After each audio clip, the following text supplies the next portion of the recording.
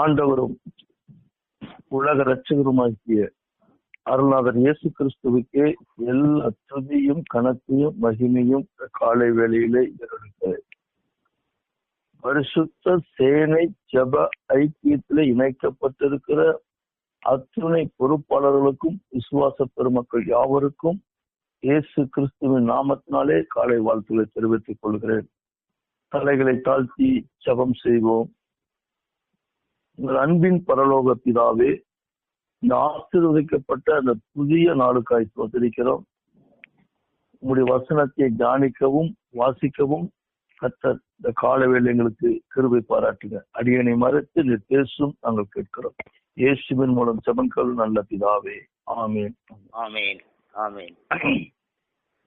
இந்த நாளுக்கென்று ஆண்டவருடைய வார்த்தையை தியானிப்பதற்காக தேவன் கொடுக்கிற வேத வார்த்தை ஏசாயாவின் தீர்க்கதரிசன புஸ்தகம் 58வது அதிகாரம் 8வது வசனம்.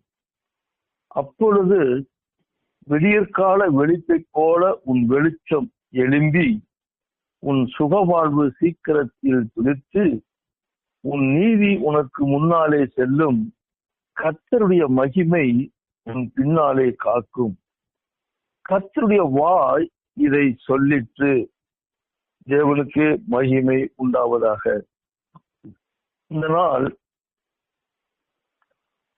கர்த்தர் நம்ம கொடுக்கிற இது வாக்குத்தத்தமான வார்த்தைகளாய் இருக்கிறது. இந்த வசனத்திலே கர்த்தர் இங்கே 4 வாக்குத்தத்தங்கள் அடங்கிய வசனத்தை நாம் வாசிக்க கேட்டோம். முதலாவது, விடியற்கால வெளிப்பை போல உன் வெளிச்சம் எழும்பும். விடியற்கால வெளிப்பை போல உன் வெளிச்சம் எழும்பும். இரண்டாவது, உன் சுகவாழ்வு துளிர்க்கும். மூன்றாவது, உன் நீதி உனக்கு முன்னாலே செல்லும். நான்காவது, கர்த்தருடைய மகிமை உன்னை பின்னாலே காக்கும். இந்த வசனத்தில் 4 ஆசீர்வாதங்கள் இருந்தாலும் இந்த காலை வேளையிலே தியானத்திற்கென்று தேவன் கொடுக்கிற வார்த்தை உன் சுகவாழ்வு சீக்கிரமாய் துளிர்க்கும். உன் சுகவாழ்வு சீக்கிரமாய் துளிர்க்கும் என்ற ஒரு வாக்குத்தத்தத்தை நாம் சற்று நேரம் தியானிக்க போகிறோம். உலகம் சொல்லுகிறது நோயற்ற வாழ்வே குறைவற்ற செல்வம் என்று சொல்லி. இன்னைக்கு உலகத்திலே இருக்கிற 70 விழுக்காடுகளுக்கு மேல இருக்கிற மக்களுக்கு tension, pressure, sugar etcetera etcetera ஏராளமான வியாதிகளுக்கு மாத்திரை மருந்து உட்கொள்வதாகத்தான் இருக்கிறோம். இவைகளுக்கு மத்தியிலே இந்த காலை வேளையிலே பிதாவாகிய தேவன் கொடுக்கிற வார்த்தை, உங்களுக்கென கர்த்தர் ஒரு சுகவாழ்வை முன்குறித்து வைத்திருக்கிறார். தேவனை தேடி வந்து அவருடைய பாதத்திலே காத்திருக்கிற ஒவ்வொரு பிள்ளைகளுக்கும் தேவன் ஒரு சுகவாழ்வை முன்குறித்து வைத்திருக்கிறார். அந்த சுகவாழ்வு இன்னைக்கு அநேகர் பார்க்கிறது என்னன்னா, அது நோய் என்று பார்க்கிறோம். நோயை நீக்கி ஆரோக்கியமாக வாழும் சுகவாழ்வு. அநேக குடும்பத்திலே சமாதானம் இல்லாத இருக்கிறதான அந்த சமாதானத்தை நீக்கி ஒரு சுகவாழ்வை அளிக்க அவர் ஆயத்தமாக இருக்கிறார். இன்றைக்கும் கிறிஸ்தவ குடும்பங்களிலே கணவன் மனைவிக்கிடையான கசப்பான உறவுகள் மாறி கர்த்தர் இந்த காலையிலே ஒரு சுகவாழ்வை அளிக்க அவர் திட்டம் கொண்டிருக்கிறார். அநேக குடும்பங்களிலே பலவிதமான ஆசீர்வாதங்கள் பிள்ளைகளுக்கு கிடைக்கவில்லையே, வாலிப காலங்களை அடைந்த பிள்ளைகளுக்கு திருமணம் ஆகவில்லை என்ற சூழ்நிலையை அவர் மாற்றி திருமண வயதில் இருக்கிற பிள்ளைகளுக்கு நல்ல இடங்களில் வாழ்க்கை துணை அமைவதற்கான ஒரு சுகவாழ்வை கர்த்தர் காலையிலே துளிரும்படி செய்கிறார். தேவ சமூகத்திலே காத்திருக்கிற ஒவ்வொருவருக்கும் அவர் சொல்லுகிறது, நம் அனைவருடைய சுகவாழ்வும் சீக்கிரமாய் துளிர்க்கும் என்று சொல்லி, அதை நாம் அனுதினமும் இந்த உலக பிரகாரமான வாழ்விலே கண்டு கொண்டுதான் இருக்கிறோம். மரங்கள் துளிர்க்கிற காட்சியை பார்க்கிற பொழுது அது கண்ணுக்கும் மனதுக்கும் எத்தனை பரவசத்தை நமக்கு உண்டாக்குகிறது. புதிய குருத்தோலையை நாம் கரங்களிலே பிடித்து ஓசன்னா பாடும்போது குருத்தோலை ஞாயிறிலே நாம் எத்தனை சந்தோஷம் அடைகிறோம். இலைகளிலே துளிர்த்த இலைகள், பச்சை இலைகள், பழுத்த இலைகள், காய்ந்த இலைகள் என பல பருவங்களும் உண்டு.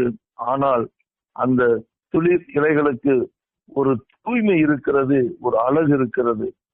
அந்த இலைகளுக்கு கூட வருங்காலத்தை பற்றி ஒரு நம்பிக்கை இருக்கிறது. நான் வளருவேன், மற்றவர்களுக்கு பிரயோஜனமாய் இருப்பேன் என்று உணர்த்துகிறாய் இருக்கிறது.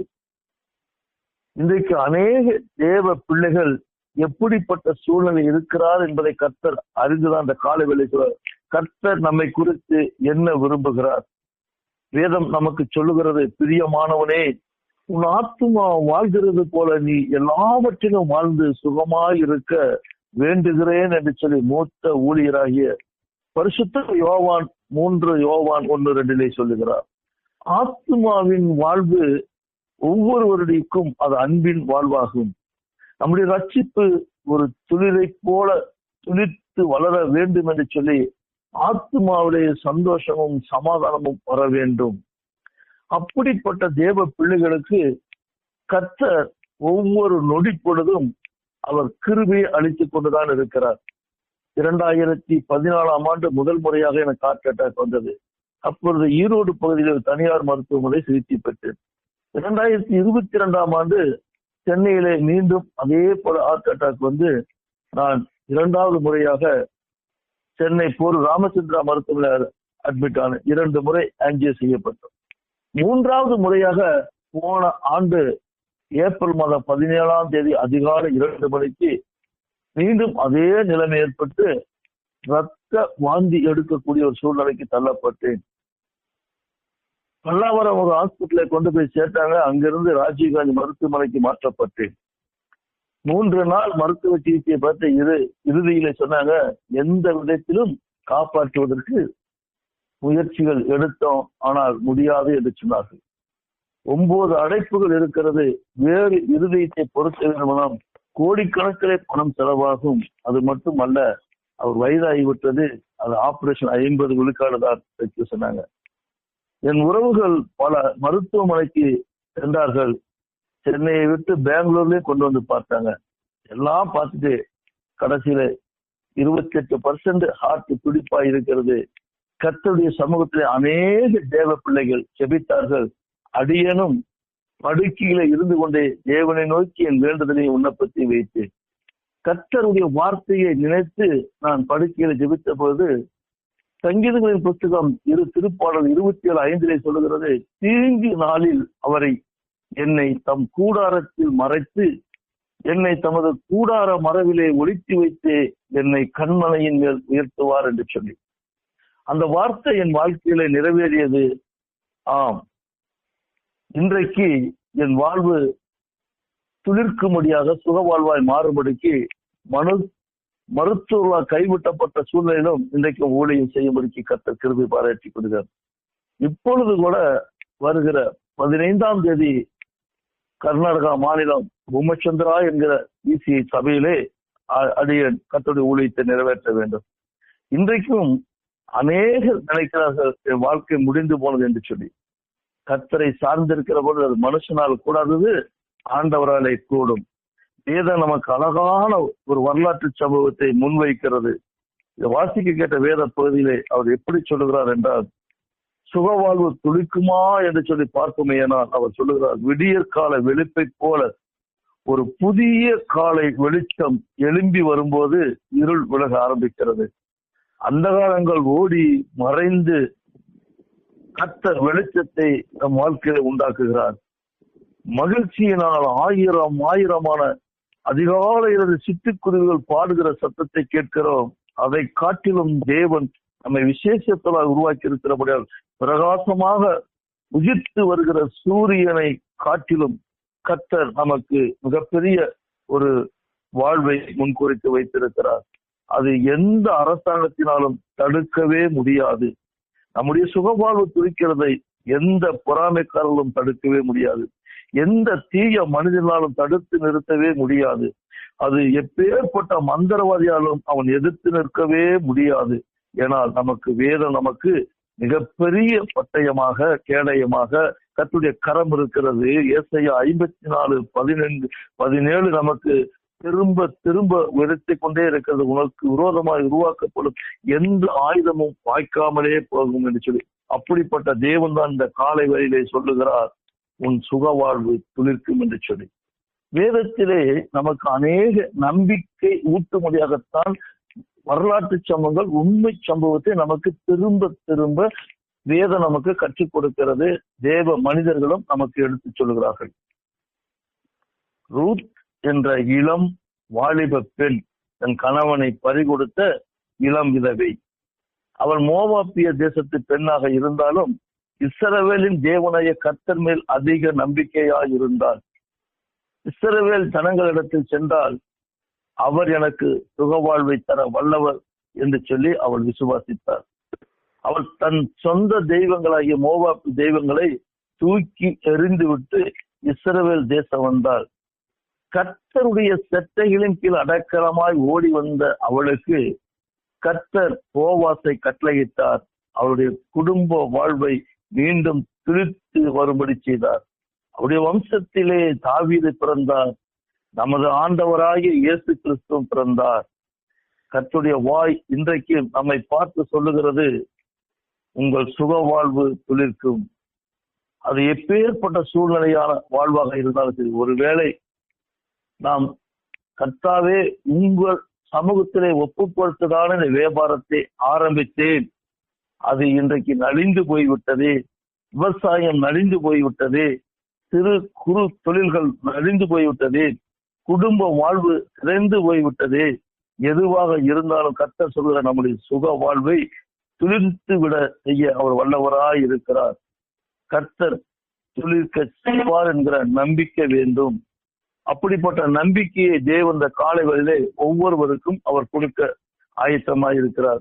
அதற்கு நாம் எடுத்துக்கொள்ள வேண்டிய என்ன செயல்பாடுகள், நடவடிக்கைகள், எப்படிப்பட்ட சிந்தனைகள் நமக்குள் இருக்க வேண்டுமே என்றால், நாம் தேவனால் தெரிந்து கொள்ளப்பட்டவர்களாய் இருக்க வேண்டும். அப்ப தேவனால் தெரிந்து கொள்ளப்பட்டவர்களால் அந்த உலகம் எப்படி இருக்கும் என்றால், ஒரு முறை மோசேக்கு விரோதமாகவும் ஆரோனுக்கு விரோதமாகவும் மற்ற கோத்திரத்தார்கள் எழும்பின போது ஆண்டவர் சொன்னார், உங்கள் கைகளில் இருக்கிற மேய்ப்பனின் கோலை கோத்திரத்திற்கு 1 வீதம் கொண்டு வந்து தேவ சமூகத்தில் வையுங்கள். நான் யாரை தெரிந்துகின்றோனே அவன் கோல் துளிர்க்கும் என்று சொன்னார். கோத்திரத்திற்கு 1 வீதம் 12 கோல்களை ஆசாரிப்பு கூடார சாட்சி பெட்டியின் முன் வைத்தார்கள். மறுநாள் மோசே சாட்சியின் கூடாரத்துக்குள் பிரவேசித்த போது லேவியின் குடும்பத்தாருக்கு இருந்த ஆரோனின் கோல் துளிர்த்தது. அது துளிர் விட்டு பூ பூத்து வாதுமை பழங்களை கொடுத்தது என்று சொல்லி என்னாகமம் 17:8 நமக்கு சொல்கிறது. அதை போலவே சீக்கிரமா இந்த வார்த்தையை கேட்டுக்கொண்டிருக்கிற அன்பு தேவ பிள்ளைகள், இறை மக்கள் அனைவருடைய சுக வாழ்வு துளிர்க்கும் என்று சொல்லி கர்த்தர் சொன்னதின் அர்த்தத்தை நாம் சரியாக புரிந்து கொள்ள வேண்டும். ஒரே இரவில் துளிர்த்து வளர்கிறது, பூ வருகிறது, வாதுமை பழங்கள் வருகிறது. அப்படியே கர்த்தர் சீக்கிரத்தில் நம்முடைய நித்திய நிந்தைகளை ஒழிய பண்ணுவார். நம்முடைய தூக்கத்தை ஜெயமாக மாற்ற வல்லவராய் இருக்கலாம். இன்றைக்கு எண்ணற்ற நமது வாழ்க்கையிலே பல சூழ்நிலைகள் மாறி இருக்கலாம்.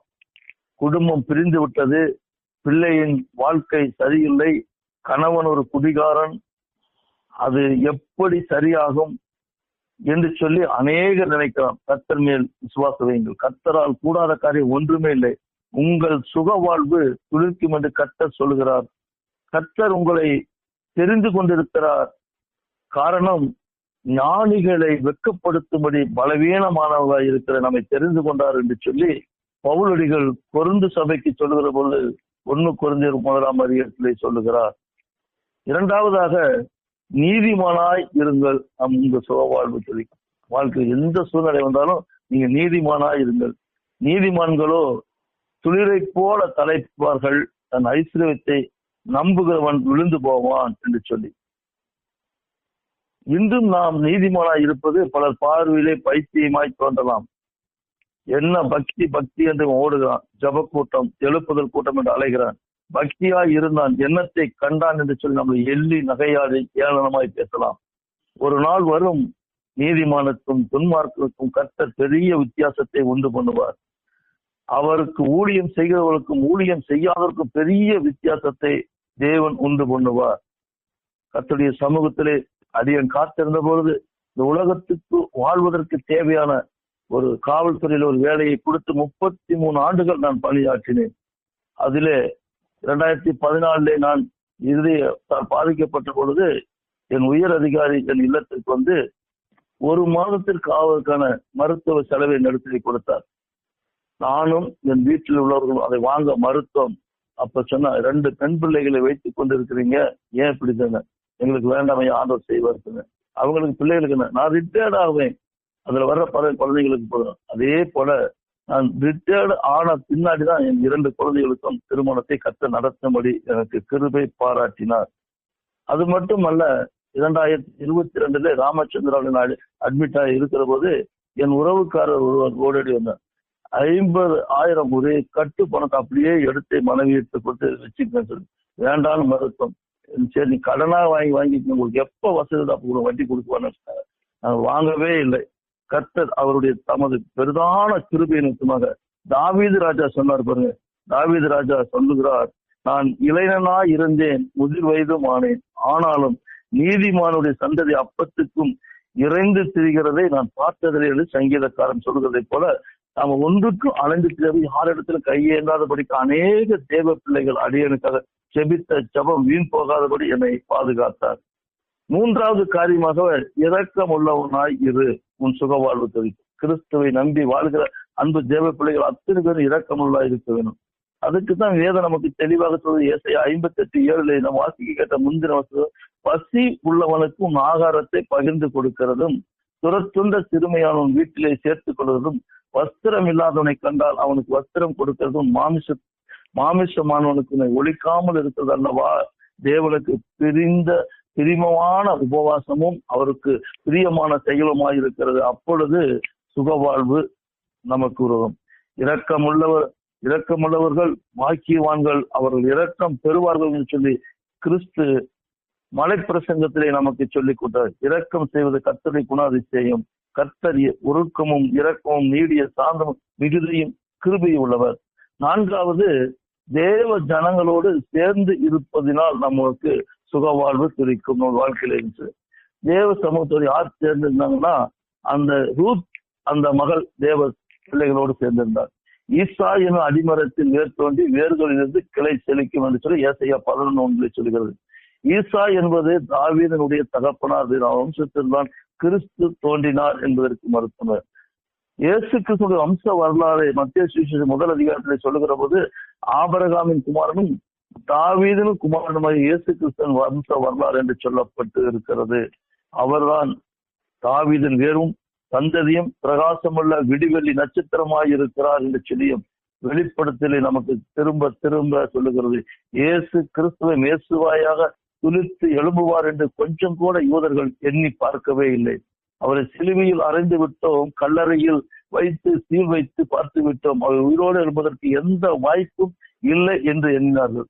ஆனால் அவர் துளிர்த்து எழுந்து 3ஆம் நாளிலே இளம் கிளை துளிர்த்துவது போல அவர் வல்லமையோடு உயிர்த்தெழுதலின் வல்லமையோடு உயிரோடு எழுந்து வந்தார். மரணத்தையும் பாதாளத்தையும் ஜெயித்தவராய் எழுந்து வந்தார். மரணமே உன் கூர் எங்கே, பாதாளமே உன் ஜெயம் எங்கே என்று 1 Corinthians 15:57 வெற்றி முழக்கமிட்டவராய் இருக்கும். இந்த காலை வேலையில் வார்த்தையை கேட்டுக் கொண்டிருக்கிற தேவ பிள்ளைகளே, அது எப்பேற்பட்ட நோயாக இருந்தால் குடும்ப வாழ்வின் ஆசீர்வாதம் என்று கர்த்தரும் சுகவாழ்வு துளிக்கும் என்று சொல்கிறார். அந்த தேவாதி தேவனை நமக்கு சொந்த ரட்சகராய் கிறிஸ்து கொடுத்திருக்க அவர் சொல்லுகிறார், நானே உயிர்த்தெழுதலும் ஜீவனுமானவர், என்னை விசுவாசிக்கிறவன் எவனும் எந்தெந்தைக்கும் மரித்தாலும் பிழைப்பான். இதை விசுவாசிக்கிற தேவ பிள்ளைகள் ஒவ்வொருவருக்கும் தேவன் சுகவாழ்வு துளிர்க்கும் என்று இந்த காலை வேளையிலே அறிவுறுத்துகிறார். இறுதியாக நம் சுகவாழ்வு துளிர்க்க வேண்டும் என்றால் கிறிஸ்துடைய வருகைக்கு நாம் ஆயத்தமாய் இருக்க வேண்டும். கிறிஸ்து தேவ பிள்ளைகளுக்கு கற்றுக் கொடுத்த மிகப்பெரிய அவர் வருகையை குறித்து சொல்கிற போது, அத்தி மரத்தினால் ஒரு ஊமையை கற்றுக்கொள்ளுங்கள், அதிலே இளங்களை தோண்டி குளிர் விடும் போது வசந்த காலம் சமீபத்தை என்று அறிவீர்கள். அப்படியே இவைகளை எல்லாம் சம்பவிக்கும் முன் அவர் சமீபமாய் வாசல் அருகே வந்து நிற்கிறார் என்று அறியுங்கள். கர்த்தருடைய வருகையின் கடைசி நேரத்திற்கு உலகமே வந்திருக்கிறது. அவருடைய வருகையின் அடையாளங்கள் உலகமெங்கும் அனுதினமும் நடந்து கொண்டிருக்கிறது. அவருடைய வருகையை குறித்து தீர்க்க தரிசனம் எல்லாம் நிறைவேறிக்கொண்டே வருகிறது. வருகையினுடைய அடையாளம் தான் அத்தி மரம் துளிர் விடுவது என்பதாகும். அத்தி மரமானது யூதரின் அரசியல் வாழ்க்கைக்கு அடையாளமாக இருக்கிறது என்று சொல்லி வேதம் சொல்லுகிறது. இஸ்ரவேல் ஜனங்கள் 3 மரங்களை ஒப்பிட்டு தங்கள் வாழ்க்கையிலே கடைபிடித்தார்கள். ஒலிவ மரமானது அவர்களுடைய ஆவிக்குரிய வாழ்க்கைக்கும், திராட்சை செடியானது அவர்கள் குடும்ப வாழ்க்கைக்கும், அத்தி மரமானது அவர்கள் அரசியல் வாழ்க்கைக்கும் அடையாளமாக இருந்தது. இந்த காலை வேலை கர்த்தருடைய வார்த்தையை கேட்டுக்கொண்டிருக்கிற தேவ பிள்ளைகளுக்கு கர்த்தருடைய வருகை மிகவும் சமீபம் என்பதை அறிந்து அந்த அத்தி மரத்தின் துளிர்களால் நாம் அறிந்து கொள்ளலாம். அப்படி அத்தி மரத்தின் திடீரென்று துளிர்த்து வருவதைப் போல இன்று கர்த்தர் நம்மை பார்த்து உன் சுகவாழ்வு துளிக்கும் என்று சொல்லுகிறார். கர்த்தருடைய வழியிலே நாம் துளிர்விட்டு எடுத்துக் கொள்ளப்படுவோம். ஆம் பிரியமானவரே, இதை கேட்டுக்கொண்டிருக்கிற ஒவ்வொருவருக்கும் கர்த்தர் சுகவாழ்வு, அது எந்த சூழ்நிலை இருந்தாலும் கர்த்தரும் சுகவாழ்வு சீக்கிரத்தில் துளிர்க்கும் என்று சொல்லி காலையிலே ஒரு ஆசீர்வாதமான வாக்குத்தத்தமான வார்த்தையை கொடுக்கிறார். இந்த ஆசீர்வாதத்தை பெற்றுக்கொள்ள தலைகளை தாழ்த்தி நாம் ஜெபம் செய்வோம். எங்கள் அன்பின் பரலோக பிதாவே, உன் சுகவாழ்வு துளிர்க்க வேண்டும் என்று சொன்னால் ஆண்டவரே, என் கர்த்தர் பட்சபாதம் இல்லாதபடிக்கு பலம் உள்ளவனுக்காகவும் பலமற்றவனுக்காகவும் உதவி செய்வதற்கு லேசான காரிய ராஜா, அந்த லேசான ஆசீர்வாதத்தை பெற்றுக்கொள்ள ஒவ்வொரு தேவ பிள்ளையும் தேவனால் தெரிந்து கொள்ளப்பட்டதா இருக்க வேண்டும். ஆண்டவர்களே, நீதிமானாய் உலகத்திலே வாழ வேண்டும். 3வது இரக்கமுள்ளவர்களாய் தேவனுடைய வசனத்தின்படி கீழ்ப்படிந்து வாழ வேண்டும். 4வது தேவ ஜனங்களோடு சேர்ந்து வாழ கற்றுக்கொள்ள வேண்டும். 5வது கிறிஸ்துடைய வருகைக்கு ஒவ்வொருவரும் ஆயத்தமாய் இருக்க வேண்டும் என்று சொல்லி 5 காரியங்கள் நிலைகளை சுசாமி சுகவாழ்வு நமக்கு துளிர்க்கும்படிக்கு, விடியற்கால வெளிச்சத்தை நம் வாழ்க்கையில காணும்படிக்கு, இருள் விலகும்படிக்கு கர்த்தர் நம்ம இந்த காலை வேளையில அழைத்திருக்கிறார். அவருடைய முகத்தின் பிரகாசத்தில் நாம் பிரகாசிக்கும்படி கர்த்தர் நமக்கு சுகவாழ்வை அளிக்க அவர் ஆயத்தமாய் இருக்கிறார். நாமும் கரங்களில் இருந்து இந்த சுகவாழ்வை பெற்றுக்கொள்வோம். தேவனுக்கு மகிமை உண்டாகும்படியாக இயேசு கிறிஸ்துவின் நாமத்தில் வேண்டுதல் செய்கிறேன். ஜீவனுள்ள நல்ல பிதாவே, ஆமென்.